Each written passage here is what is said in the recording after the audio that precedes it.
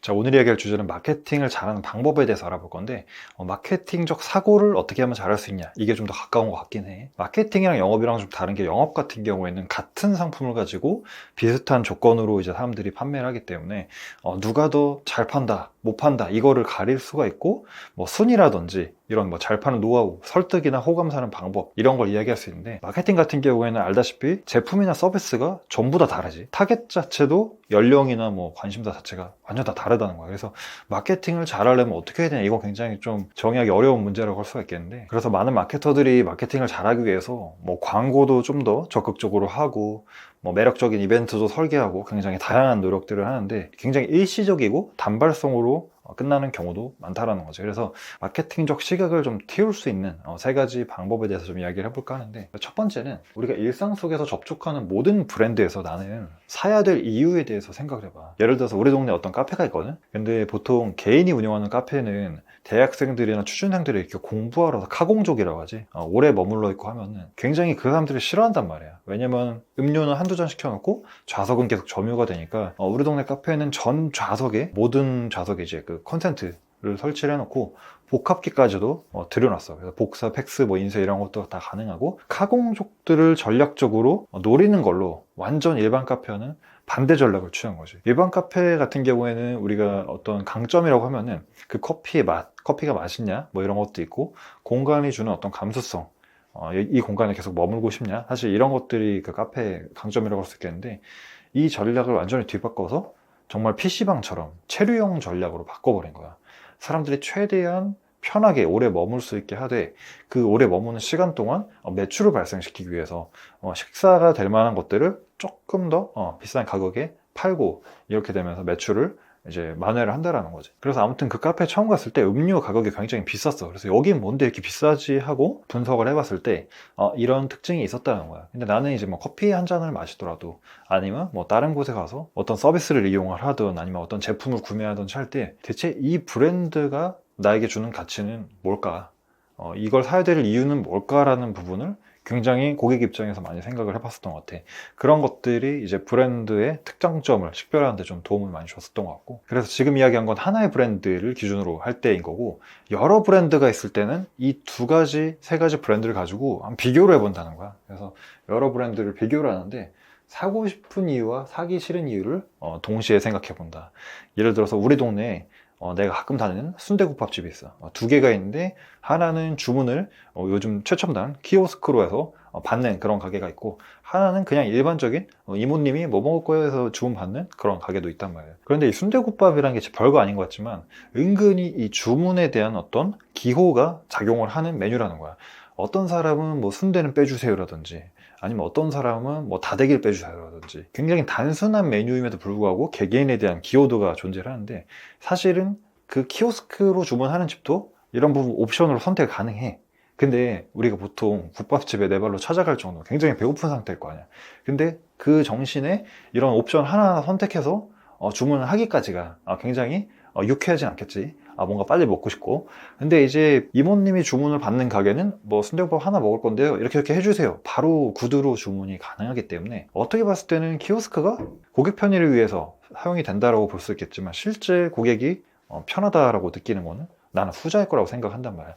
그러면 그 사람이 나중에 그 두 가게를 놓고 고민을 할 때 어떤 가게를 선택할까 라는 것도 한번 생각을 해볼 수 있다는 거지. 그래서 나는 어떤 브랜드를 운영하시는 분들이 어쨌든 자기 브랜드에 대해서 굉장히 많이 신경을 쓰고 노력을 하기 때문에, 굉장한 하자가 있어서 그 브랜드가 선택받지 못하냐, 이거는 아니라고 생각을 해.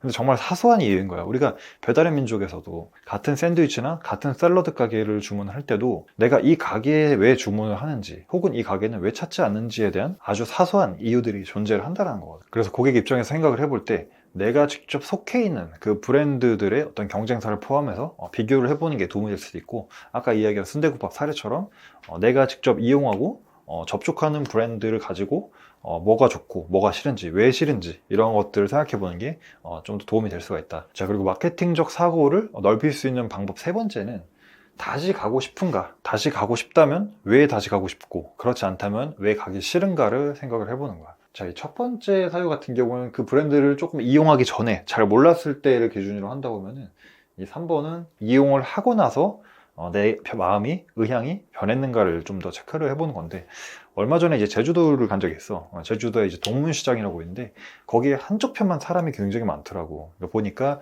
그 여의도 도깨비 야시장처럼 젊은 분들께서 이렇게 좀 이색적인 뭐 랍스타 치즈구이라든지 막 불로 이렇게 지지고 그런 메뉴를 하는 곳만 사람이 굉장히 많았다는 거예요. 그래서 처음에는 굉장히 눈길이 확 갔어. 아무래도 뭐 랍스타도 있고 막 치즈도 있고 막 불로 지지고 막 하다 보니까 비주얼적으로 굉장히 시선이 많이 가더라고.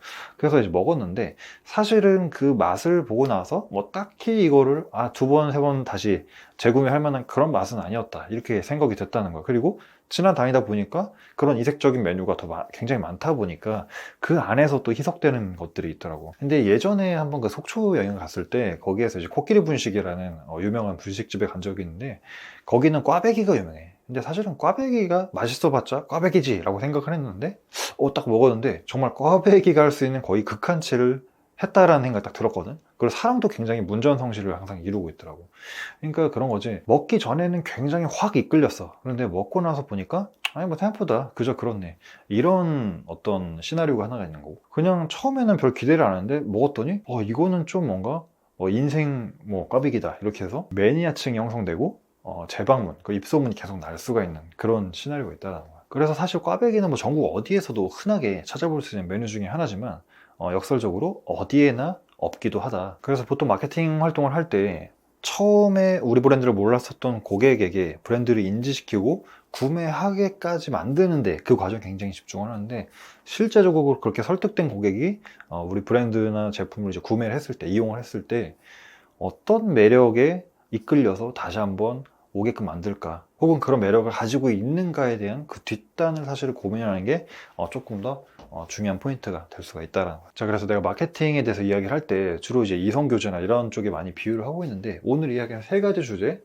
한번 생각을 해볼 때도, 일상 속 브랜드에서 해야 할 이유 찾기, 이거는 처음에 고객이 브랜드를 전혀 알지 못할 때, 이제 막 알았을 때 어떤 개성이라든지 매력을 전달할 것이냐 라는 이제 주제가 되겠고, 두 번째로는 그런 매력적인 브랜드가 굉장히 많아.